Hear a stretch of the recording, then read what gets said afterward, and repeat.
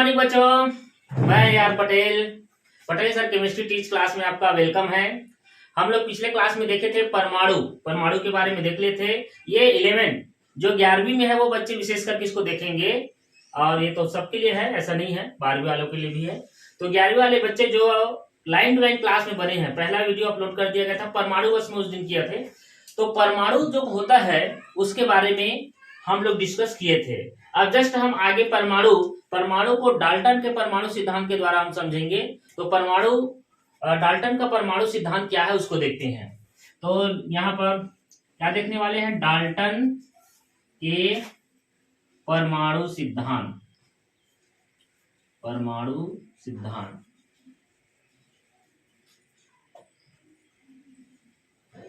Dalton के परमाणु सिद्धांत में कुछ बिंदु है, उसको विशेष ध्यान देंगे। यहाँ पर पहला बिंदु ये कहता है कि परमाणु जो होता है अविभाज्य कण है। ठीक है, परमाणु क्या है, एक अविभाज्य कण है। इसको हम छोटे छोटे पार्टिकल में डिवाइड नहीं करते, ये डाल्टन कह रहा है। डाल्टन का कहना यह है कि परमाणु जो होते हैं छोटे छोटे पार्टिकल से मिलकर बना होता है, और इसको और छोटे छोटे टुकड़ों में काटा नहीं जा सकता या फिर तोड़ा नहीं जा सकता। दूसरी चीज है, परमाणु जो होता है, सेकेंड पॉइंट देखेंगे, परमाणु जो होता है वो एक रासायनिक अभिक्रिया के दौरान भाग लेता है। उत्पाद बनने में कोई रासायनिक अभिक्रिया होती है, उस रासायनिक अभिक्रिया में क्या करता है, भाग लेता है। तीसरा पॉइंट ये है, डाल्टन के अनुसार परमाणु का अस्तित्व नहीं होता। परमाणु जो होता है क्योंकि माइक्रो पार्टिकल से मिलकर बना है, इसलिए परमाणु जो होता है सभी परमाणु एक जैसा नहीं होता। डाल्टन का परमाणु सिद्धांत में यही सब हिस्सा। मुख्य पॉइंट एक और आता है जो बहुत ही इंपॉर्टेंट है, परमाणु जो होता है एक ऐसा पदार्थ है जिसको न तो हम नष्ट कर सकते हैं और न ही उत्पन्न किया जा सकता। तो ये कुछ पॉइंट आपको बताया गया डाल्टन के परमाणु सिद्धांत का। डाल्टन के परमाणु सिद्धांत के बाद हम जो मुख्य पॉइंट पर हम मतलब चर्चा करने वाले हैं वो है तुम्हारा इलेक्ट्रॉन, प्रोटॉन, न्यूट्रॉन, इस पर आज चर्चा करने वाले हैं। ये तीनों पार्टिकल का खोज किसने किया, इन तीनों पार्टिकल होता क्या है, कहाँ कहाँ पाया जाता है, उसके विषय में हम चर्चा करेंगे। तो ये जो है परमाणु जो होता है एक गोलाकार पिंड होता है इस तरह से। इस परमाणु के सेंटर में ये जो सेंटर भाग है वो है तुम्हारा नाभिक, न्यूक्लियस। इस नाभिक में ये तीनों पार्टिकल में से जो प्रोटॉन होता है वो नाभिक में पाया जाता है, और न्यूट्रॉन होता है वो भी न्यूक्लियस में पाया जाता है, नाभिक में पाया जाता है। और जो इलेक्ट्रॉन होता है वो नाभिक के चारों ओर गतिशील अवस्था में पाया जाता है। इतना हम पिछले क्लास में भी देखे थे। अब यही इलेक्ट्रॉन क्या है, प्रोटॉन क्या है, न्यूट्रॉन क्या है, इसका डिटेल देखेंगे। तो सबसे पहले हम किसको देखेंगे, इलेक्ट्रॉन को। किसको देखेंगे, इलेक्ट्रॉन।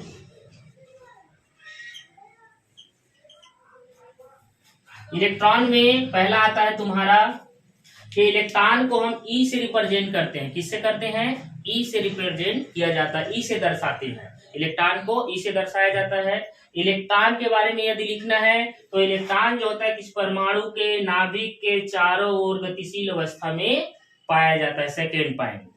थर्ड पॉइंट आता है इलेक्ट्रॉन का खोजकर्ता। इलेक्ट्रॉन का खोजकर्ता सर जे थॉमसन है।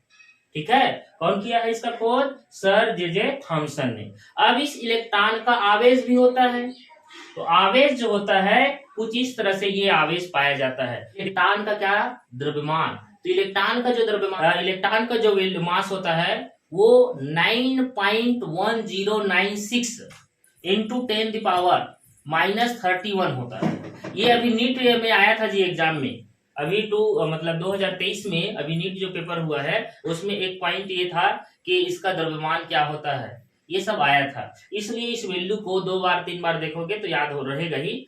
ये सिंपल है, आपको जानना है। ये हो गया इलेक्ट्रॉन।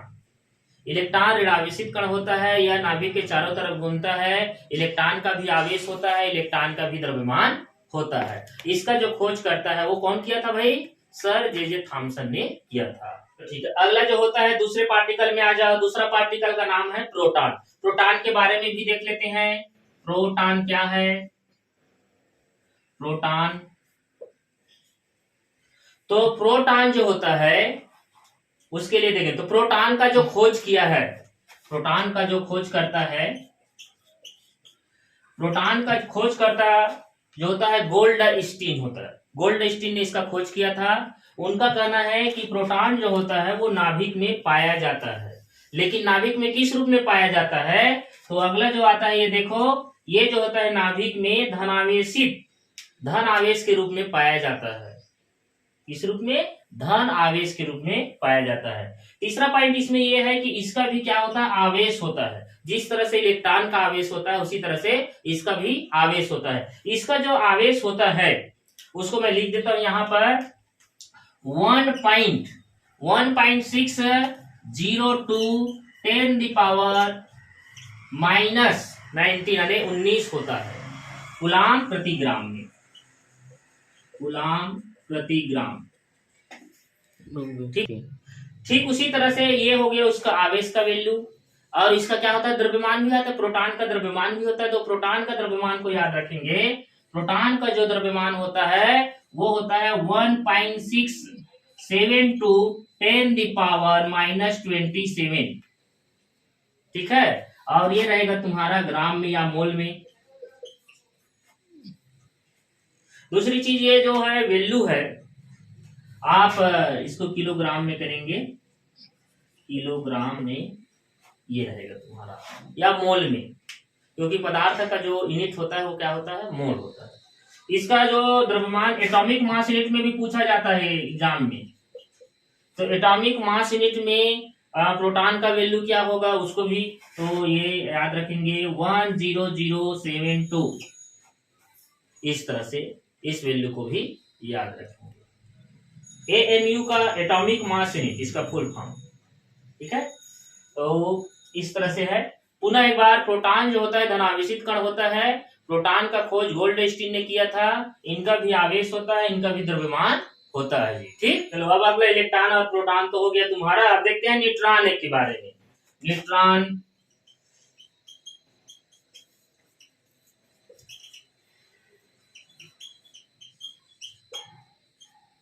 न्यूट्रॉन जो होता है, न्यूट्रॉन का जो खोज करता है वो है तुम्हारा जेम्स चैडविक।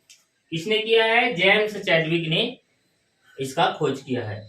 अब इस जेम्स चैडविक का कहना है कि जो न्यूट्रॉन होता है वो नाभिक में ही पाया जाता है और इसे स्मॉल एन से रिप्रेजेंट करते हैं। स्मॉल एन से क्या करते हैं? प्रदर्शित करते हैं।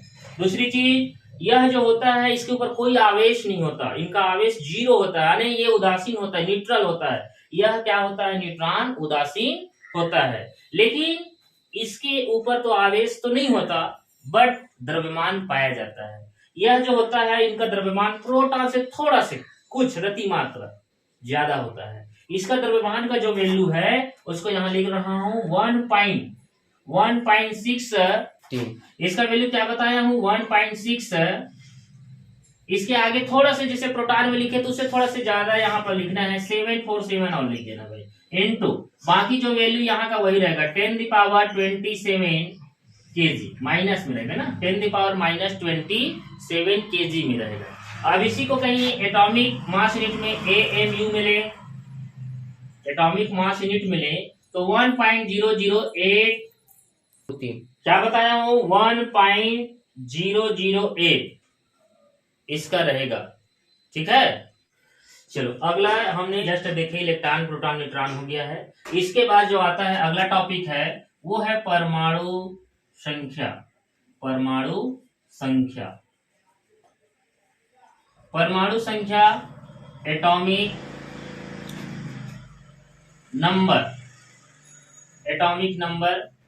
परमाणु संख्या क्या होता है? एक लाइन का डेफिनेशन यहां पर मैं बताने जा रहा हूं। एटॉमिक जो संख्या है उसे कैपिटल Z से रिप्रेजेंट करते हैं। किससे दर्शाते हैं एटॉमिक संख्या को? कैपिटल जेड से दर्शाए जाते हैं। दूसरा इसका परिभाषा, किसी भी जो परमाणु है या तत्व है ना, किसी भी परमाणु या तत्व में उपस्थित जो प्रोटॉन की संख्या होती है, कई जो होते हैं देखना इलेक्ट्रॉन को भी बोल देते हैं, लेकिन वास्तव में क्या होता है, नाभिक में प्रोटॉन पाया जाता है। तो कोई भी तत्व या परमाणु है उसमें उपस्थित प्रोटॉनों की संख्या को क्या कहते हैं? परमाणु संख्या कहते हैं। हाँ, ये कह सकते हैं कि परमाणु संख्या में जो होता है प्रोटॉन वो इलेक्ट्रॉन के तुल्य होता है, इलेक्ट्रॉन के बराबर होता है, ये कह सकते हैं भाई। तो ये देखो फाइनली निकल के क्या आया कि परमाणु संख्या क्या होता है? प्रोटॉनों की संख्या किसके तुल्य होता है? इलेक्ट्रॉनों की संख्या के तुल्य होता है, इलेक्ट्रॉनों की संख्या के तुल्य होता है, इस तरह से। अब थोड़ी सी यहाँ पर परमाणु संख्या को किससे दर्शाते हैं? जेड से। प्रोटॉन को किससे दर्शाते हैं? पी से। इक्वल किसके होते हैं? इलेक्ट्रॉन को दर्शाते हैं ई से। तो ये कह सकते हैं। सपोज कोई एक एलिमेंट है, मान लो कोई एक एलिमेंट ले लेते हैं, चलो 30 तक याद हो गया ना सबका, 30 तक याद हो गया, जैसे hydrogen, helium, lithium, beryllium, boron, ये सब याद किए हो 30 तक। जिंक तक याद करना है 11th वालों को, और ये लाइफ टाइम आपको याद रखना है। तो यहाँ पर जैसे एटम ले रहा हूं, जैसे तत्व हाइड्रोजन, तो उस तत्व का एटॉमिक नंबर को नीचे में लिखा जाता है। जैसे हाइड्रोजन का 1 है तो हम यहाँ पर लिख दिए, ये दर्शाता है।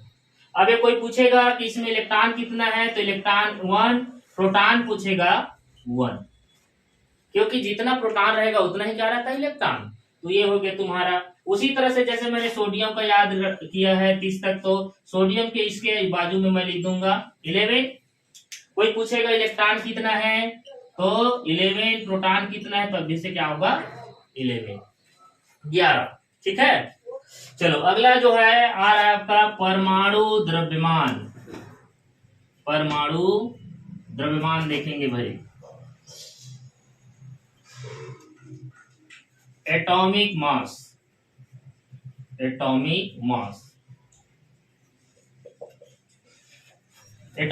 को थोड़ा देख लेते हैं। कोई भी जो तत्व होता है ना उसके, तो एटॉमिक मास को कैपिटल ए से रिप्रेजेंट किया जाता है, कैपिटल ए से प्रदर्शित करते हैं।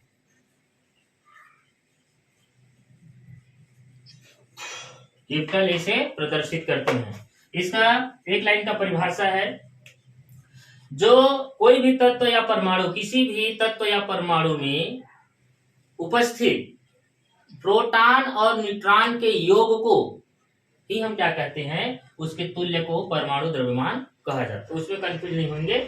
तो यहां पर लिख सकता हूं परमाणु द्रव्यमान या भार, परमाणु द्रव्यमान इक्वल क्या लिख सकता हूं? प्रोटॉनों की संख्या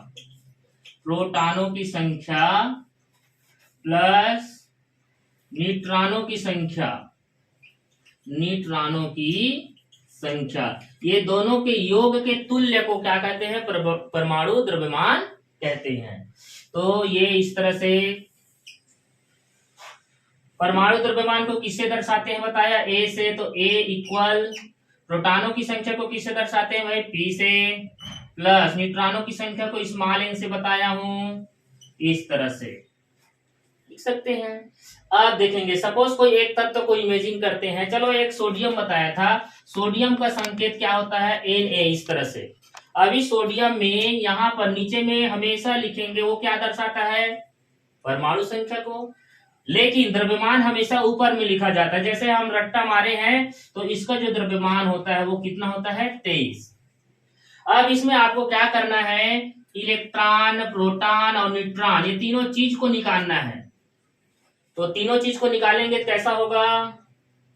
तो यहाँ पर क्या है देखो, सोडियम का यहाँ पर जो संख्या दिखाई दे रहा है, इलेक्ट्रॉन, प्रोटॉन, वो उतना ही आएगा। अब रही बात न्यूट्रॉन निकालने के लिए, तो यहाँ पर जो द्रव्यमान दिखाई दे रहा है उसको इसमें माइनस कर देना है। परमाणु संख्या जो दिखाई देता है उसको परमाणु द्रव्यमान से क्या करना है? घटा देना है, माइनस कर देना है। तो 23 में 11 जाएगा, कितना बचेगा? 12। इस तरह से न्यूट्रॉन निकाला जाता है। जैसे एक और एग्जांपल देखते हैं यहाँ पर, example number second, chlorine. Chlorine का रट्टा मारे हैं, याद किए हैं, क्लोरीन का होता है 17 और इसके ऊपर में मैंने उसके भार को लिख देता हूं, द्रव्यमान को ऐसा दिया मैं। अब कोई आपको पूछेगा इलेक्ट्रॉन कितना, तो ये संख्या नीचे का संख्या होता है भाई, तो इलेक्ट्रॉन बराबर कितना हो गया 17, प्रोटॉन बराबर भी क्या होगा उतना ही होगा 17 ही होगा। और उसके बाद न्यूट्रॉन आपको निकालना है, तो 35 में 17 को माइनस कर दो तो कितना आएगा बताओ तो, 18 आ जाएगा। न्यूट्रॉन की संख्या क्या हो जाएगा 18। कैसे किए न्यूट्रॉन निकालने के लिए, पुनः न्यूट्रॉन निकालने के लिए जो भार है, परमाणु जो द्रव्यमान है उसको माइनस करना है परमाणु संख्या के नंबर से, ठीक है। इस तरह से परमाणु द्रव्यमान निकाल सकते। चलो अगला जो है ये देखो लिखा हूं मैं पहले से ही, समस्थानिक। समस्थानिक को देखेंगे। समस्थानिक बहुत ही इंपॉर्टेंट है, ये कई एग्जाम में आता है और पूछा भी जाता है ना। तो इसका परिभाषा देख लेते हैं, सिंपल एक लाइन का। जब किसी तत्व या परमाणु में परमाणु संख्या क्या हो, समान हो, परमाणु संख्या क्या हो, समान हो, परंतु परमाणु का जो भार है वो अलग अलग हो।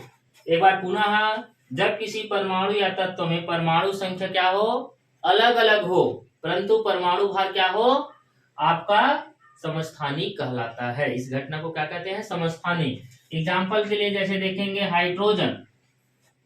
हाइड्रोजन का परमाणु संख्या 1, एक और हाइड्रोजन का परमाणु संख्या 1, परमाणु संख्या हम चेंज नहीं कर रहे हैं। अब यहाँ पर इसका बताया गया 1 है, इसका 2 है, यहाँ पर 3 है। इस घटना को ही क्या कहते हैं, समस्थानिक। तो नीचे देखो, नीचे किसको दर्शाते हैं, परमाणु संख्या को। तो परमाणु संख्या तीनों में एक जैसा है, लेकिन ऊपर देखो 1, इसमें 2, इसमें 3, तो उसका परमाणु द्रव्यमान क्या है, अलग अलग है। तो उस घटना को हम क्या कहेंगे, समस्थानिक। उसी तरह से जैसे एक बनाते हैं क्लोरीन का, देखेंगे क्लोरीन का जैसे यहाँ 17 है, क्लोरीन का पाया गया भार इतना। उसी तरह से क्लोरीन का देख रहे हैं, उसका भी परमाणु संख्या 17 और उसका 37 होता है समस्थानिक में। एग्जाम्पल नंबर ये फर्स्ट था, एग्जाम्पल ये सेकेंड है। तो फिर से देखो पुनः, क्लोरीन का परमाणु संख्या समान और उनका द्रव्यमान क्या है, अलग अलग, इसे क्या कहते हैं, समस्थानिक। ठीक उसी तरह से जैसे एग्जाम्पल और देख सकते हैं, कार्बन का 6, कार्बन का 3 समस्थानिक के रूप में, इस तरह से, ठीक है। तो कार्बन का यहाँ पता है आपको 12 होता है, यहाँ 13, यहाँ 14, इस तरह से। इस एग्जाम्पल में भी देखेंगे परमाणु संख्या क्या है तुम्हारा, समान है और द्रव्यमान क्या है, अलग अलग। तो ज्यादा एग्जाम्पल नहीं देंगे, आप आगे उसको ढूंढना और समझ जाओगे, ऐसा नहीं है, ठीक है। ये हो गया समस्थानिक। आता है वो टॉपिक पर चर्चा करने वाले हैं समभारिक। ये उतना इंपॉर्टेंट नहीं है, फिर भी से आपको याद रखना, नाम से पता है समभारिक। तो यहाँ पर क्या हो जाएगा, समभारिक को कहेंगे आइसोबार, इंग्लिश में क्या कहते हैं, आइसोबार। परिभाषा देखेंगे, जब किसी परमाणु या तत्व के परमाणु द्रव्यमान क्या हो, समान हो। जब किसी परमाणु या तत्व के परमाणु भार समान हो, परंतु उनके परमाणु संख्या क्या हो, अलग अलग हो, इस घटना को समभारिक कहते हैं। इसके लिए सिंपल एक एग्जांपल देखेंगे, और बहुत सारे एग्जांपल बता सकते हैं। तो यहाँ पर जैसे मैंने लिया, यहाँ पर आपका आर्गन, यहाँ पोटेशियम पाया गया यही, और ये तुम्हारा कैल्शियम। परमाणु संख्या 30 तक याद करना है भाई। यहाँ पर इसका लिखा 16, 18 होता है, इसका 19 होता है, इसका 20, लेकिन निकाला गया वैज्ञानिक जो है, यहाँ पर तीनों का एक ही द्रव्यमान 40। ये देखो इसका जो परमाणु संख्या है वो अलग है, लेकिन सभी का भार क्या है, एक जैसा है। इस घटना को हम कहते हैं समभारिक, ठीक है। आता है तुम्हारा, उतना इंपॉर्टेंट नहीं है, समन्यूट्रॉनिक आता है। क्या आता है, समन्यूट्रॉनिक। समन्यूट्रॉनिक, आइसोन्यूट्रॉनिक कहते हैं। इसका एक लाइन का सिंपल परिभाषा लिख सकते हैं, कोई भी परमाणु या तत्व उसमें क्या होगा, न्यूट्रॉनों की संख्या क्या होगी, समान होगी। इसी घटना को क्या कहते हैं, समन्यूट्रॉनिक। इसका एग्जांपल देखते हैं, एग्जांपल में आपको क्लियर हो जाएगा। एक में फास्फोरस है, फास्फोरस का परमाणु संख्या 15 है, इसका द्रव्यमान कितना होता है, 31। उसी तरह एक सल्फर एटम है, सल्फर का होता है 16, इसका द्रव्यमान होता है 32। अब इसमें आपको क्या करना है, न्यूट्रॉन बस को देखो जी, न्यूट्रॉन से मतलब है, क्योंकि न्यूट्रॉनों की संख्या क्या होती है, समान होती है। न्यूट्रॉन को निकाल लो।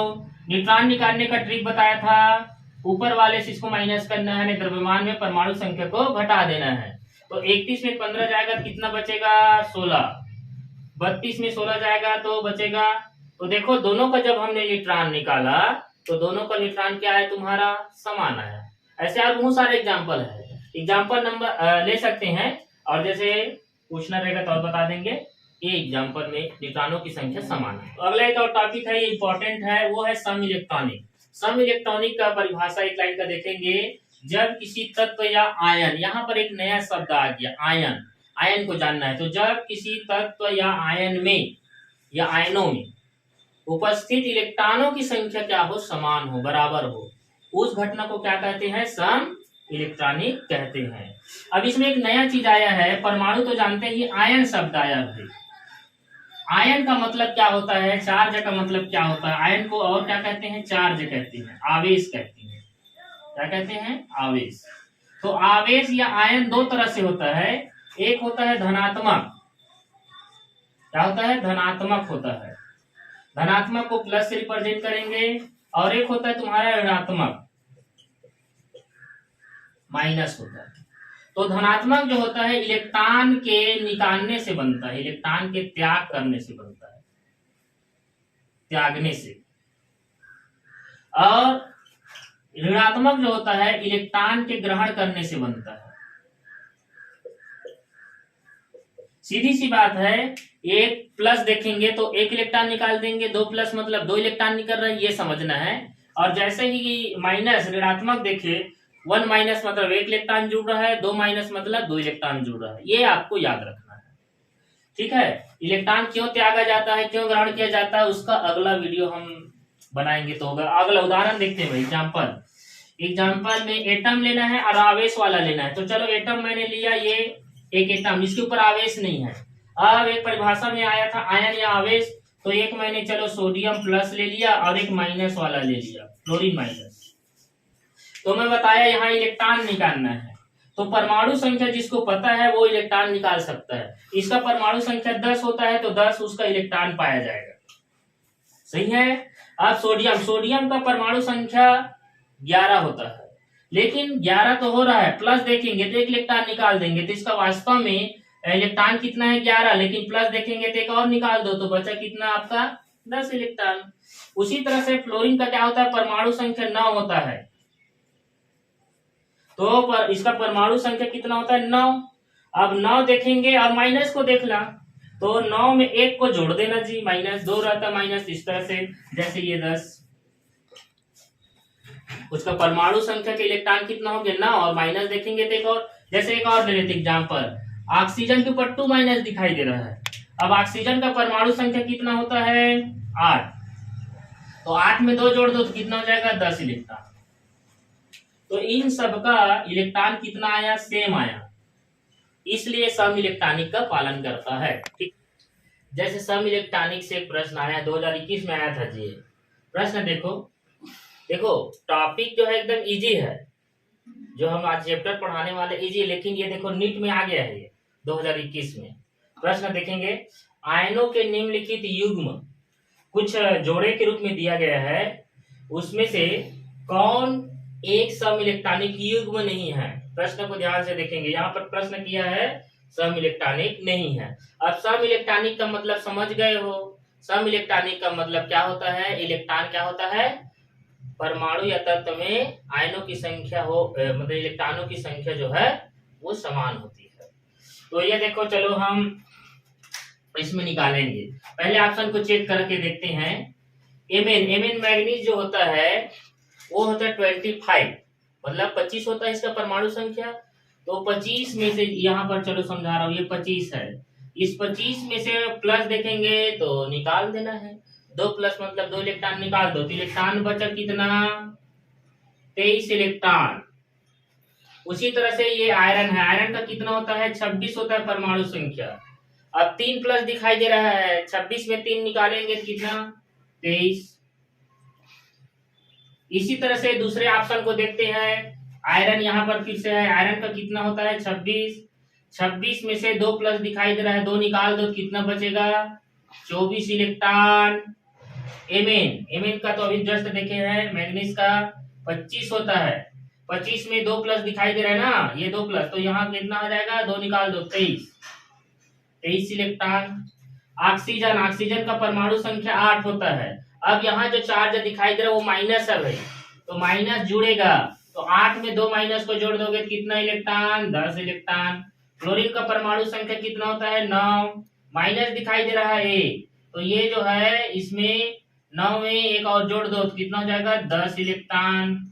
उसी तरह सोडियम का परमाणु संख्या कितना होता है, 11, प्लस दिखाई दे रहा है, 11 में 1 निकालिए तो बचेगा कितना, 10 इलेक्ट्रॉन। उसी तरह से Mg मैग्नीशियम का होता है 12 में इसके इस एटम के ऊपर चार्ज कितना दिखाई दे रहा है, 2 प्लस, तो 2 इलेक्ट्रॉन निकाल दो तो 10 इलेक्ट्रॉन। इस तरह से चारों ऑप्शन का सॉल्यूशन किया मैं। तो इसमें ये देखना है ऐसा कौन सा युग्म है, ऐसा कौन सा जोड़ा है जिसमें इलेक्ट्रॉन बराबर नहीं दिखाई दे रहा है। तो पहले ऑप्शन देखते हैं, इसमें भी 23 इलेक्ट्रॉन, इसमें भी 23 इलेक्ट्रॉन, तो ये ऑप्शन नहीं हो सकता। दूसरे में जाते हैं, यहाँ 24 इलेक्ट्रॉन दिखाई दे रहा है, यहाँ 23 इलेक्ट्रॉन अलग दिखाई दे रहा है, यही ऑप्शन है जी। तो आंसर में क्या गोला लगाएंगे, एग्जाम वाले में, ऑप्शनल वाले में एक कोई रहता है इस तरह से, यहाँ पर 10 इलेक्ट्रॉन, यहाँ पर भी 10 इलेक्ट्रॉन, यहाँ पर भी 10 इलेक्ट्रॉन, इस तरह से। तो ये चारों ऑप्शन में कौन सा ऑप्शन सही होगा, दूसरे नंबर का। ठीक है, ओके। आज का जो क्लास है वो थोड़ा बेसिक पर चर्चा हुई है, और इन बेसिक को आपको लाइन टू लाइन देखना है, समझना है। तो उम्मीद करता हूँ बच्चों आप वीडियो को स्किप मत करना, बिल्कुल अंत तक देखना। ओके, थैंक यू बच्चों। यदि वीडियो अच्छा लगा होगा बच्चों तो वीडियो को लाइक और सब्सक्राइब करना नहीं भूलेंगे।